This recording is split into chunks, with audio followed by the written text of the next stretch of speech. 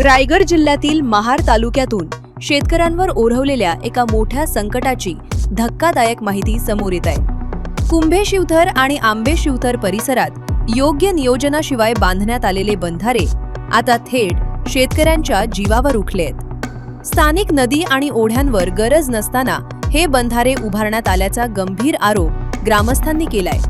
या चुकीच्या बांधकामामुळे पावसाळ्यात पाण्याचा नैसर्गिक प्रवाह बदलला आणि पुराचे पाणी थेट शेतात घुसले।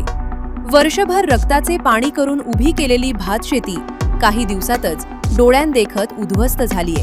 पिकांचे तर नुकसान झालेच आहे, पण शेतातील सुपीक मातीही वाहून गेल्यानं ही जमीन आता कसण्यायोग्य उरलेली नाही। त्यामुळे शेतकरी पूर्णपणे आर्थिक संकटात सापडले। गेल्या वर्षीप्रमाणेच यावर्षी आमच्या शिवथर भागामध्ये अतिवृष्टी झाली।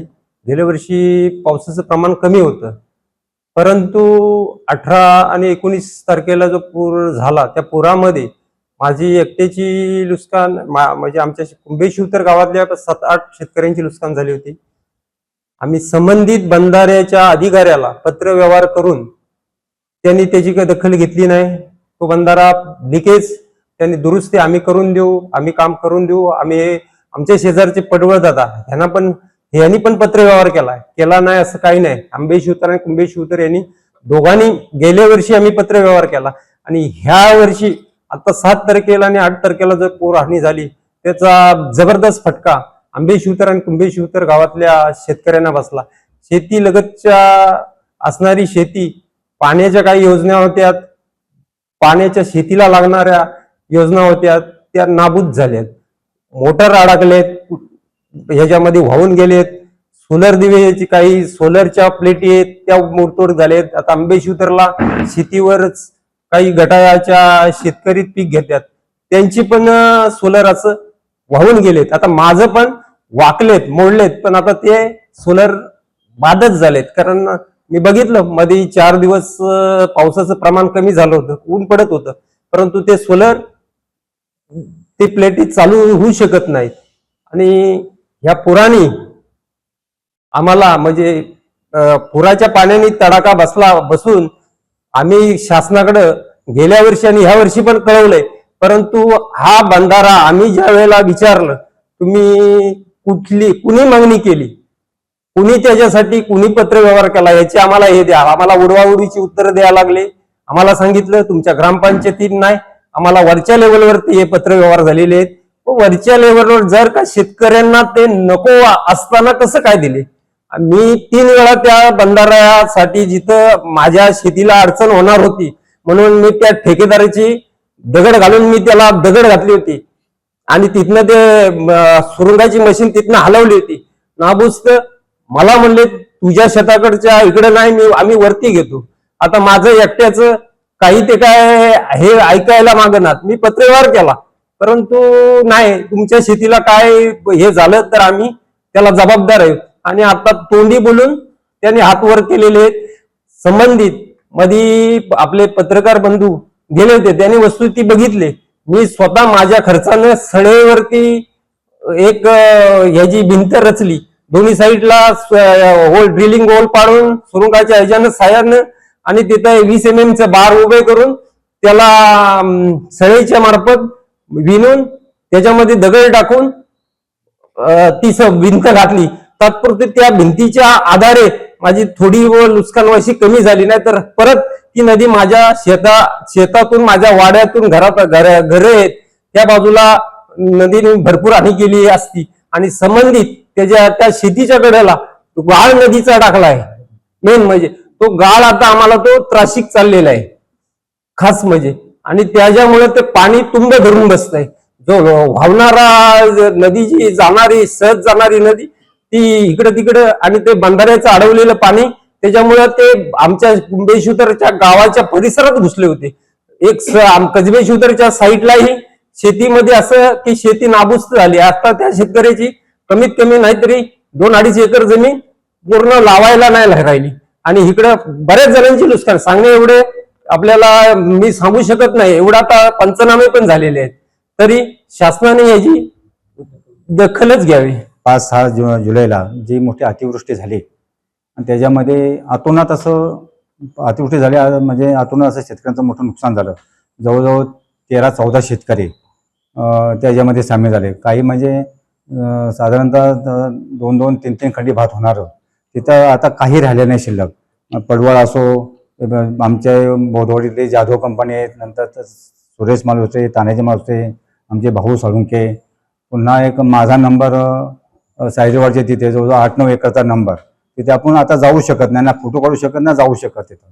त्याचं तर काही जे नेस्तराभूत म्हणजे तिथं ते जमीन होती की नव्हती असं झालेलं आहे.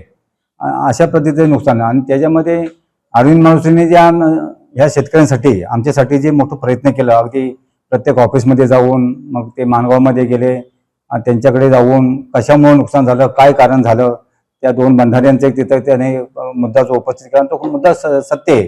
कारण त्यावेळेला जर की तिथं रिटर्निंग हॉल बांधले असते तर ही हानी झाली नसती. आणि त्याच्यामुळे ते नेमके बंधारे खरे का खोटे, का चुकीचे का बरोबर, हा प्रश्न त्यांचा आहे. पण आमच्या निदर्शनामध्ये तर निश्चितपणाने ते बंधारे चुकीचेच आहेत आता जे झालेले आहेत ते.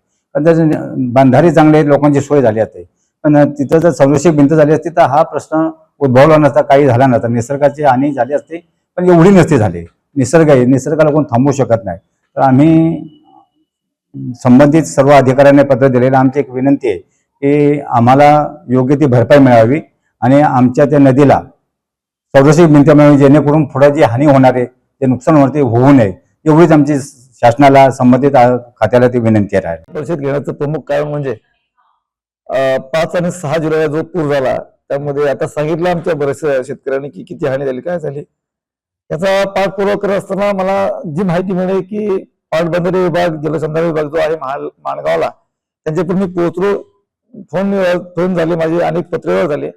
त्यानंतर त्यांनी 13 तारखेला आमच्या गावाची पाहणी केली आणि सांगितलं आम्हाला तोंडी की हे सर्व केलं जाईल. परंतु आम्हाला याचे विश्वास नव्हता, कारण की मुळात ते बंधारे जे बांधले ते कोणाच्या फायद्यासाठी बांधले, शेतकऱ्यासाठी बांधलेत का, हा प्रश्न ठिकाणी महत्त्व. शेतकऱ्यासाठी बांधले तर त्या बंधाऱ्याची गाळ्याची रुंदी किती असावी, याची उंची किती असावी, त्या संरक्षण भिंती किती असावी, या सगळ्या गोष्टी इंजिनियरच्या अधिपत्याकडे व्हायला पाहिजे होता. इंजिनियर सुद्धा त्याचं उत्तर देता येत नाही.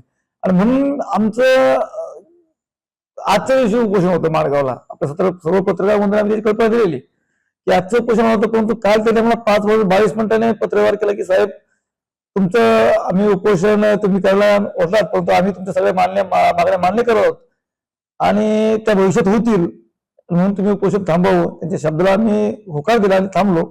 आमच्या प्रमुख मागण्या ज्या होत्या की संबंधित ठेकेदाराला ब्लॅकलिस्टवर करावं, अधिकाऱ्यांची चौकशी व्हावी, संरक्षण भिंत दोन्ही बाजूला व्हावी. आता भाऊ साळुंके आमचे बोलत होते, त्यांच्याही बाजूची खूप हानी झालेली आहे. त्यांची संरक्षण भिंत, आम्ही शेतकरी सगळे एकाच भागातले आहोत, शिवतरे बघा एकाच भागात, त्यामुळे त्यांची हानी झाली, त्यांच्याही बाजूला संरक्षण भिंत व्हावी. जे जे काही शेती वाहून गेले, खरडून गेले, त्या ठिकाणी माती टाकून किंवा ती दुरुस्त करून पूर्ववत ही प्रमुख मागणी आहे. आणि जर का आता एवढं होऊन सुद्धा जर हे काम लवकर चालू झालं नाही तर येणाऱ्या 15 ऑगस्टला आम्ही तहसील कार्यालय महाड इथे सर्व शेतकरी उपोषणात बसणार आहोत. आता विषय झाला की काल त्यांनी आम्हाला जे पत्र दिलं त्यामध्ये त्यांनी चांगली गोष्ट केली की आमचं आजचं उपोषण थांबवलं, त्यांनी विनंती केली. त्यामध्ये प्रमुख वाटा जो आहे तो तुम्हाला पत्रकारांचा आहे, त्या श्रेय मी तुम्हाला देतो. त्यानंतर आपले माणगावचे PI सन्माननीय संजय बांगर, MIDC PI, सर्वांनी आम्हाला चांगल्या प्रकारे मार्गदर्शन केलं. आम्ही शेतकरी थोडेसे काही आम्हाला उणीव असतात की कायदे ज्ञान आम्हाला कमी असतं, मग त्याच्या वेळेस तुमच्या सर्व लोकांचा आम्हाला सहकार्य लाभला. त्यांनी पण विनंती केली की साहेब तुम्ही थांबा या ठिकाणी, तुम्हाला जे मागणी केली आहे ती मागणी किती पण लवकर पूर्ण होते आणि त्यानंतर तुम्ही पुढचे निर्णय घ्या. या जर कंडिशनला आता तर आम्हाला कामाची पूर्तता लवकर झाली नाही. माझी विनंती आहे शासनाला, प्रशासनाला सुद्धा विनंती आहे आपण लवकरात लवकर काम मार्गी लावावे, अन्यथा 15 ऑगस्ट पर्यंत आम्ही थांबणार नाही. 15 ऑगस्टला 100% सर्व शेतकरी शिवतरे विभागातील ज्याची ज्यांची हानी झालेली आहे ते सर्व आपल्या तहसील कार्यालय महाड येथे उपोषणाला बसतील आणि त्याची सर्व जबाबदारी मग संबंधित अधिकारी, प्रशासन यांची राहील. या ठिकाणी मी असे नमूद करतो.